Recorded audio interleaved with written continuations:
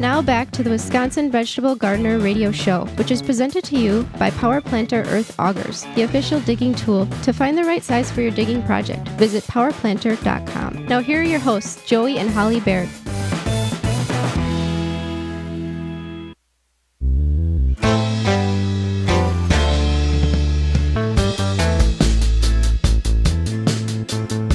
Welcome back to the Wisconsin Vegetable Gardener Radio Show. Thank you for being part of the program today. We always appreciate wherever you're listening, however you're listening to the show.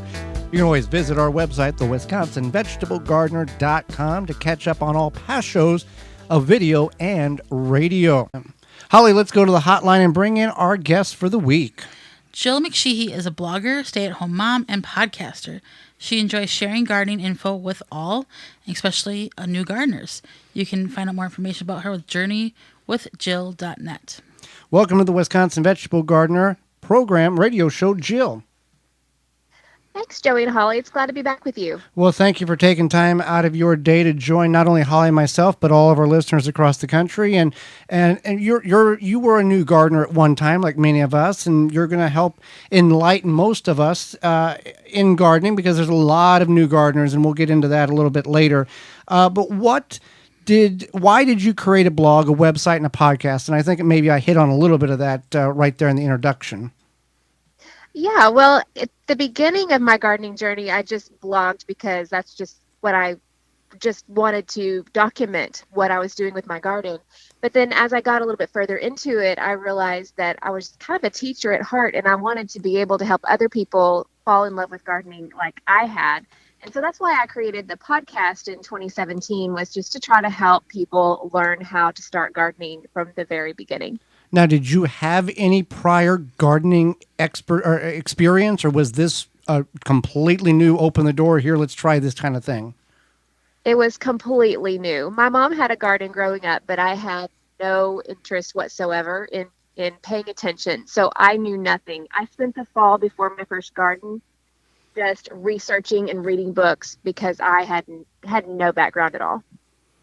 Well, it's definitely amazing. Now, why? So you're very passionate about beginning gardeners or beginner gardeners, and why are you so passionate about beginner gardeners? I think because that was me. And when I first started in 2013, at least I wasn't aware of all the resources, and maybe there weren't resources back then just for beginning gardeners. I found myself looking up just the most basic things on Google, and I had trouble finding some of the most basic information. Most of the garden resources at that time seemed to expect that you had a basic knowledge of growing things. And when you don't, you kind of lack that most basic skill that is needed to begin from the ground up. Well, also websites like yours and like ours and many others, we do our absolute best to put factual information. Hey, this is what works. Here's what failed, so you don't make the mistake. And there are websites that are clickbait that do not care who watches or looks. As long as they get a click and they get their nickel, they're happy. And that really makes all of us look bad. Yeah, and I think it's hard to know, and it's hard to distinguish between the two. And so for a new gardener, that's hard to be able to disseminate. Okay. Now, we love mulch, and we feel that it's very important for the garden. Why do you use mulch, and what do you like to mulch with?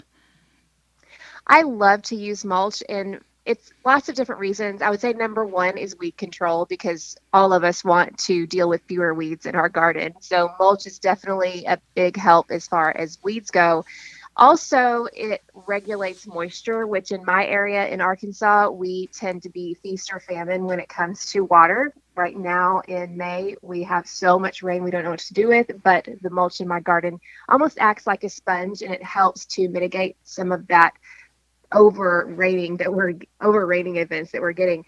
But then it also, during the summer when it's really hot and very dry, it also helps to prevent the evaporation. And so my plants don't get water stressed as badly. And then also it helps regulate temperature. So in the hot summer in Arkansas, we get really hot, and it will help to make sure the soil stays as cool as possible. And so that helps some of those kind of borderline crops like tomatoes that don't really love hot weather. And then I just think overall, when you're using an organic mulch like I do, it overall helps to contribute to the health of the soil. I personally prefer wood chips, and that's what I've used for the last, this is be my 8th year, I suppose. I've used different methods as well, on and off, but I just keep going back to wood chips. Well, let's talk about wood chips because a lot of people say, oh, you shouldn't use wood chips. You're going to mix them in the soil and it's going to rob the soil of nitrogen. How do you apply? How do you deal with the next year's crop? What's your procedure there? Yeah, that's probably one of the biggest questions people ask me. I'd never till it into the soil. I've transitioned my garden to a no-till several years ago, but I never want to work those wood chips into the soil because that's where they're going to rob the nitrogen.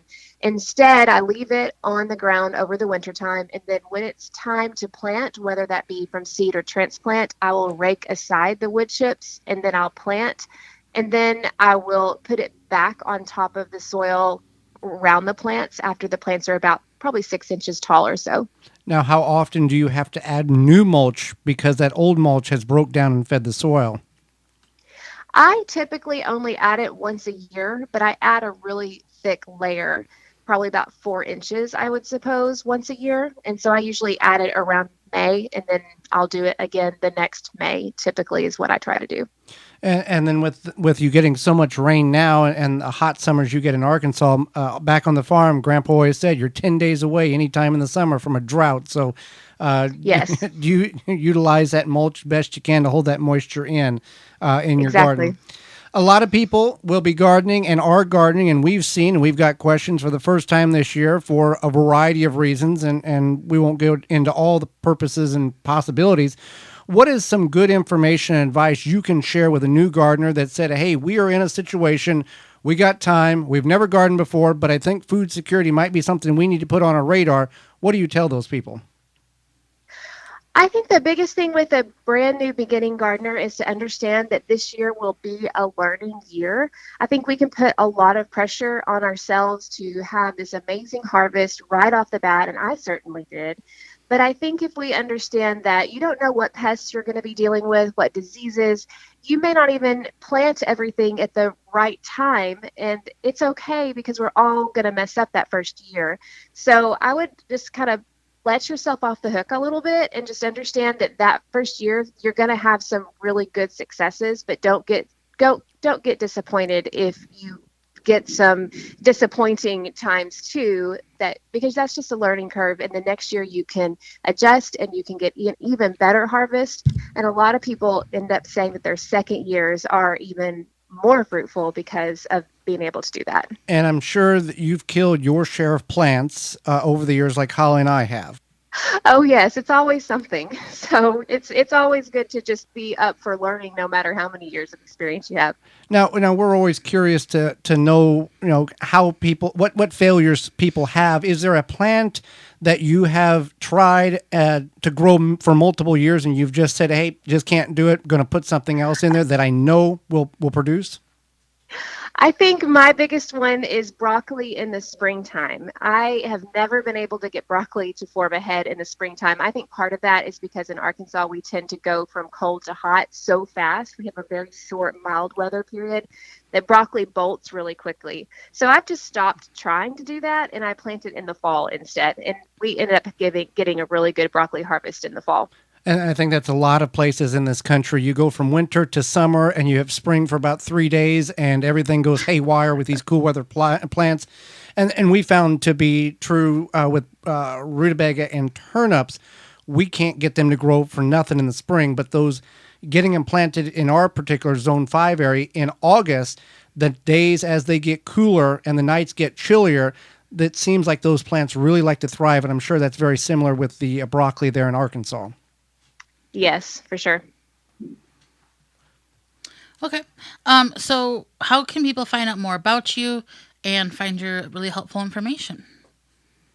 Yeah, if you're a podcast listener, I would love to have you join me at the Beginner's Garden podcast. And then you can also check out my blog at journeywithjill.net. And I've been a guest on the podcast. And how is the podcast linked on the website, or where can we go and find all of your podcasts? Because it's one thing to read an article or watch a video, but whenever you're there, when I listen to your podcast, it's almost like you're in the garden next to me going, okay, here's how you do this. Don't do this.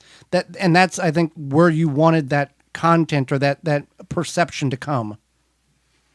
Yes, I think for me, I'm a podcast listener. I love learning that way. And so, yeah, I think listening to someone teach on something like this, and I don't know about you, Joey and Holly, but I love listening to gardening podcasts when I'm in the garden. You guys are out in my garden with me so often while I'm doing my chores. So to me, listening to a podcast is a great way to learn more about what we're doing while we're in the garden. Well, we appreciate you taking us along with you as well as I know hundreds and hundreds of thousands of other people do based on the data that we're seeing come in, which is just phenomenal. And it's really appreciative to hear you say that. And again, your website is journeywithjill.net. And we greatly appreciate you taking time out of your day to not only enlighten Holly and myself, but all of our listeners. Thank you for having me. It's so much fun to chat with you guys. Absolutely. Thank you. For more information, please visit thewisconsinvegetablegardener.com.